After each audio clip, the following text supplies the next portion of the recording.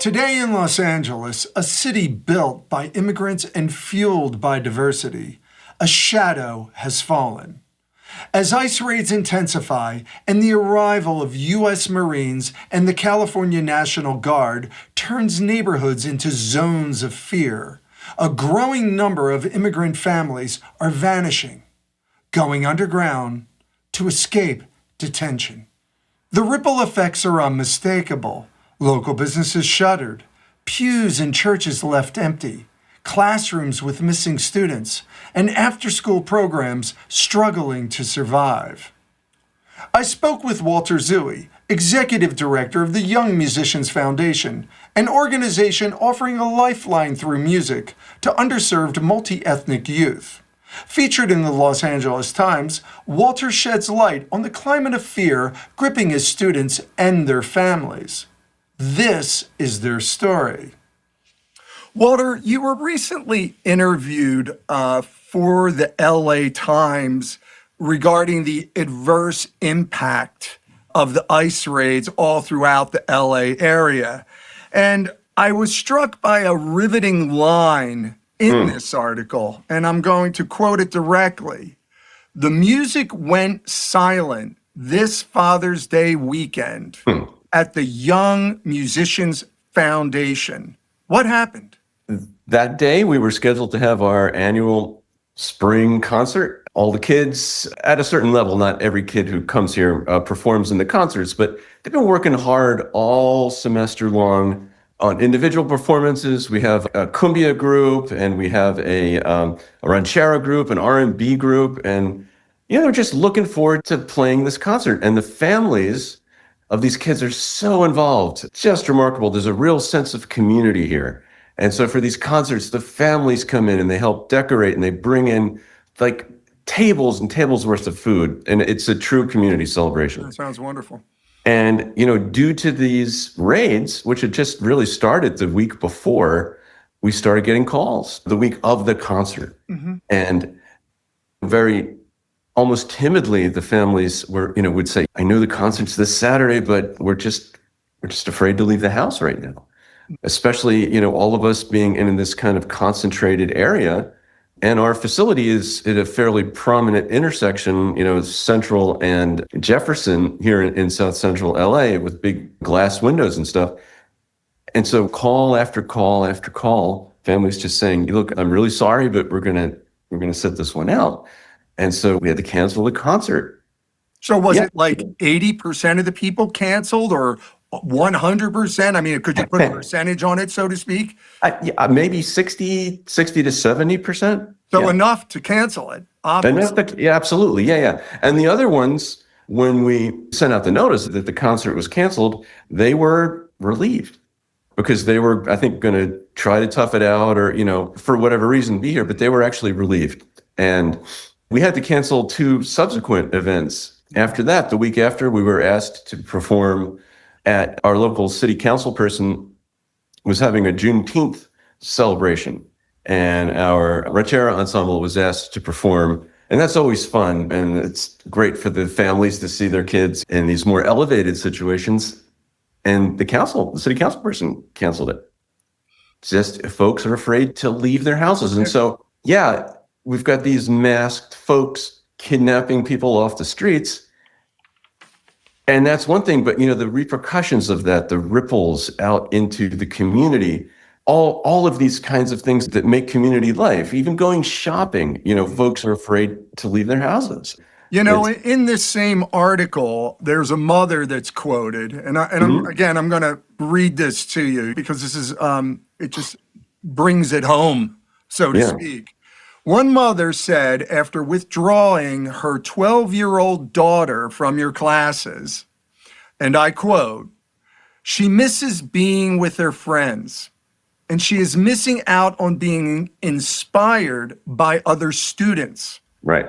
And as parents, we are missing seeing that happiness when they are done performing and the satisfaction they get from the applause and encouragement." Like, to me, that's devastating. Yeah, it's devastating. It's devastating. And we talk about building community. And the most important connection that we can help foster really are connections within the families themselves.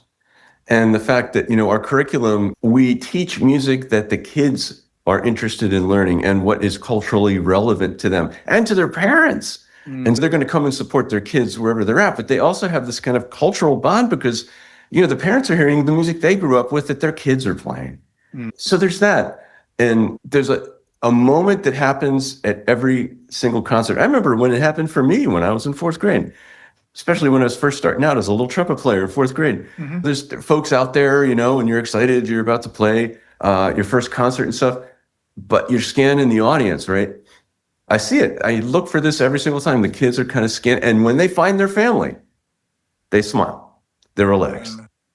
Now, I want to ask you, has your foundation been rated yet? No. Next question. What are you doing to protect your students, if you can do anything at all? That is a great question. So we have notices posted on both doors, entry doors, and fortunately, we have a security system that allows us to keep the doors locked at all times, and we buzz folks in. So this is considered a private business. It is not a public space. So no one is allowed to enter our facility without permission. So there's that. We also have both in English and Spanish, these kind of placards that say, know your rights. What happens if folks do this? And we also have, which we give out, to the families. And we also train our folks here, what happens if ICE is knocking on the door? What can we do? And so we train our folks. And then thirdly, we have a list of resources. So if folks call us and say, hey, we can't come in this week, we're not comfortable, we'll ask, is there anything we can do? And we've developed relationships with folks. And so if they say, hey, we need groceries, we're afraid to go out and shop. Oh my God. Yeah. And then so we have That's three nuts. organizations that we can say, hey, call them, and they'll go out and shop for you. Jesus God. Or my uncle got taken and we're freaked out. Okay, well, here's Councilman Price's office. Here's a person in his office designated for that. So we try to provide resources for families. Have the politicians in your community been helpful and, Absolutely, or for that matter, effective? Effective as they can be under the situation, from the governor to the mayor to our local city council person whose office is just right down the street. No, everybody's aligned. This is an unconscionable situation. It's Orwellian, I've always been, my friends know me as perhaps, along the spectrum of possibilities, I always tend to anticipate the worst happening. And now it's happening. Yeah. Now, Walter, this situation, has it also impacted enrollment, meaning revenues? Has it resulted in you having to lay off people at your foundation? Has it resulted in those type of adverse effects? Not yet. We don't charge anybody. All of our programs are free to the community. Oh, that's wonderful. So, our income is not dependent on enrollment. Oh, good. As a nonprofit, we're entirely funded primarily by foundations and government agencies. But is that under threat? I'm sorry for yes, counsel. that is. Yeah. Yeah, I can imagine. It's trickle-down economics the wrong way. So they cut all the funding from the NEA and other sort of arts funding, which trickles down to the state organizations that support the arts, and that trickles down to the county organizations that support the arts. So at the moment, we're okay, but it's a grant cycle. It goes throughout annually, probably, or fiscally. Exactly. Or fiscally. So, we're just trying to be in the moment. Yeah. Live in this moment and wait and see. But at this moment, we're okay. I'm glad to hear that. And the reason why I raised this question, because you see what's happening with our universities. Right. Like Columbia University. They folded like a house of cards, so to speak, Right. But I'm not saying there maybe it wasn't merit, that, there was anti-Semites in the protests and stuff like that. I'm not saying that there wasn't a valid point there, but just the heavy-handedness from the Trump administration was just unprecedented. Yeah. Now, moving forward, are you like making alternative plans? You just hinted at potential revenue issues down the road. Are any of those things in the work to ensure the viability of the foundation? That's a great question. We're trying. Yes. I mean, we have to be proactive. We have to be agile. And when the pandemic hit, the same thing. We had to be agile, and we found a way to work through it.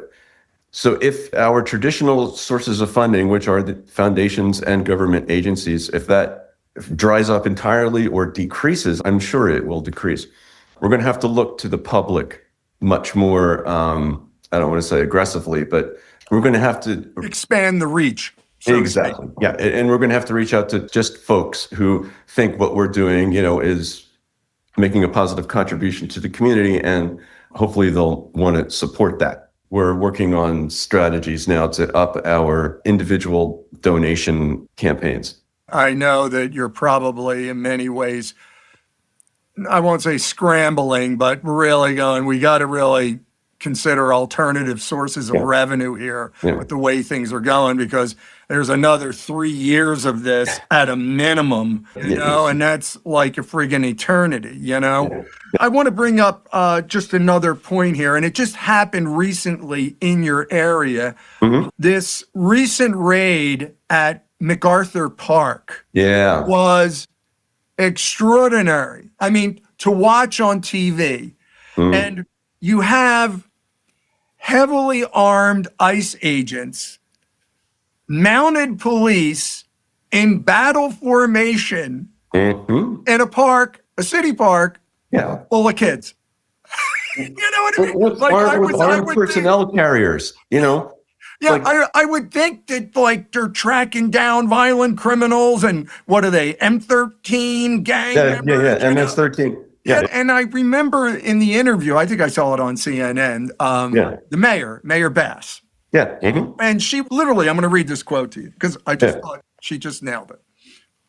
What I saw in the park today looked like a city under siege, under armed occupation. Yep. It's like martial law or something, I mean, I remember all the way back with the Cold War and, the Berlin Wall. And remember, Poland was revolting against that Polish union leader. I forget. That's right. But, I know Russian tanks came out and it's just surreal, man. It is not the country I know. This is not the country I know, where masked kidnappers can jump out of unmarked military vehicles and pick anyone off the street that they want and disappear them at any moment's notice. And no identification, no identification, no. And then that person I can buy an ICE jacket probably online and walk out happening. It's like I'm an ICE agent, It's happening. That's actually happening. People, they've actually been arrested, quote unquote, imitating ICE agents, impersonating them, because why not? I mean, just put a mask on and it's horrifying. Yeah, and that's the word. Horrifying. And it's soul killing, and I can't let myself give into it. We can't let ourselves as an organization give into this, because I think that's what they want. They want us to be dispirited. They want us to hide in our houses, and they don't want us to make any fuss, and they just want to be able to run rampant and do whatever they want without any resistance whatsoever. And we're just going to keep doing what we're doing. Yeah, and that's all you can do. And that's all I can do. That's all you can do, man. And just plan for the future, really. That's what you really need to do. And Listen, Walter, good. And to us, that is an act of resistance. We're resisting that push the push that's trying to sweep us off of the cultural landscape or the community landscape so it can be filled with this fear and red MAGA hats. And, and they're underprivileged kids, man, you know? I'm sure you have your fair share of legal immigrants that they're doing all the right things. Exactly. They got their green card. They're showing up at the immigration court when they're supposed to. Right. The process working. It's like, yeah, it's disturbing. And I just think that there's a lot of people like yourself, myself, and others that are really looking forward to the midterm elections in 2026. If we have them. If A, you're right, if they happen, and B, if they do happen, if they're not rigged. Where did we hear that from? Yeah. I've heard some things about voting machines that at the very last minute had, software's updated and counted. Anyway, I don't want to go down the conspiracy theorist route. That hasn't gotten us very far. No. Oh, man, it's all we can do, Marc. And the fact that you're bringing this to light and to your listeners, letting them hear about what's happening here in Los Angeles. I mean, as a blue state, especially California, we're right in the bullseye. Yeah.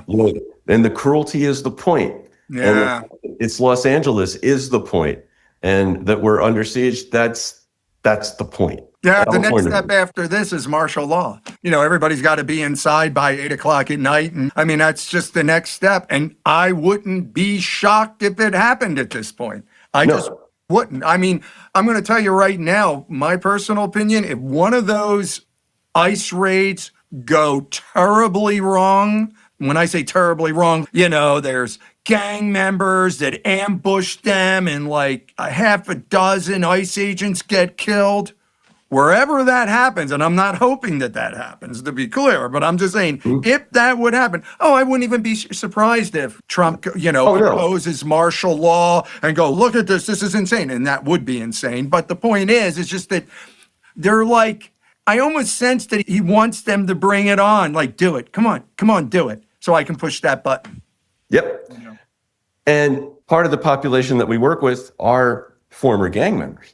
We work with an organization called Homeboy Industries, the most successful, largest gang intervention program in the world. They started in the 90s.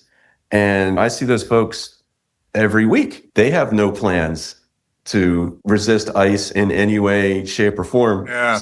If something like that does happen, it will be a setup. Because it won't be gang members. Yeah. It'll be false flag. Here we are on the other side of that equation. But anyway, Walter, I really want to thank you, man, for taking the time, sharing your story. It's so sad, so unfortunate. Us adults, we can handle this level of stress, but little kids, they just internalize that and it stays with them for the rest of their lives. And that's what's so tragic here. But thank you, Walter, man. Thanks for taking the time. I'll be in touch with you shortly and keep going, man. Yeah, Matt. And if I could just quickly say, Marc, thank you for shining a light on Los Angeles and what it is that we're going through. And if it's okay to say, if any of your listeners want to help support music here, free music for kids, who need it the most, YMF, Young Musicians Foundation, YMF.org. Fantastic. $5, $10 contribution will help keep our lights on and help keep the light in the heart of these kids on. And that's the most important thing. Yeah, and it's a great cause, man. I mean, it's just an absolutely great cause. And you do a fantastic job. And your whole team, Walter. Really. Thank you, man. All right, brother. Listen, have a great weekend. And thank you for your time, man.